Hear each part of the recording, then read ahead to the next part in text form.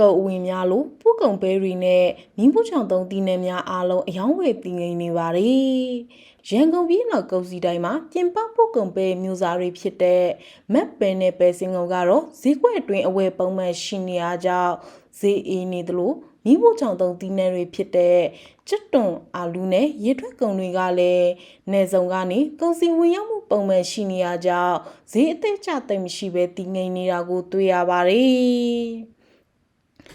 ရန်ကုန်ပြည်နယ်ကုန်စည်တိုင်းထုတ်ပြန်ချက်အရမက်ပဲ FAQRC ကတဒန်ကို32,16000ကျပ်ပေါက်ဈေးရှိနေပြီးဇွန်လ19ရက်နေ့ကကွန်တိန်နာ35လုံးစာအယောင်းဝယ်ဖြစ်ခဲ့တယ်လို့ပြောပါတယ်။ပဲစင်ကုန်နီ RC ကတော့တဒန်ကို33,55000ကျပ်ပေါက်ရှိပြီးကွန်တိန်နာ9လုံးစာအယောင်းဝယ်ဖြစ်ခဲ့ပါတယ်။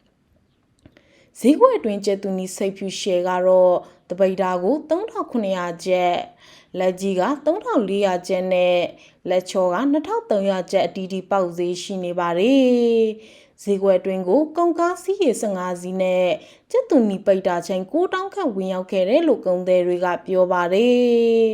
ချစ်တူဖြူကျူကောက်ကတော့တပိတ်တာကို13000ကျပ်ပေါက်ဈေးရှိပြီးချစ်တူဖြူအောင်ပန်းထူကတော့အမျိုးသားလိုက်တပိတ်တာကို4800ကျပ်မှ8500ကျပ်အတွင်းပေါက်ဈေးရှိနေပါတယ်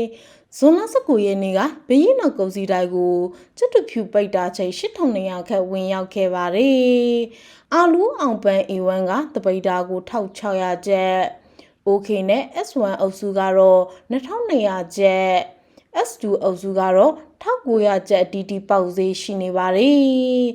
ဘရင်နောက်ကုန်စီတိုင်းကိုကုန်ကား12စီးနဲ့အာလူပိတ်တာချိန်9200ခန့်ဝင်ရောက်ခဲ့ပါတယ်ပဇွန်6ဖြာပုတ်ရွှေတီရှယ်ကတော့တပိတ်တာကို2,900ကျပ်မှ3,000ကျပ်ဝန်းကျင်ငရဲ6ရှယ်က3,100ကျပ်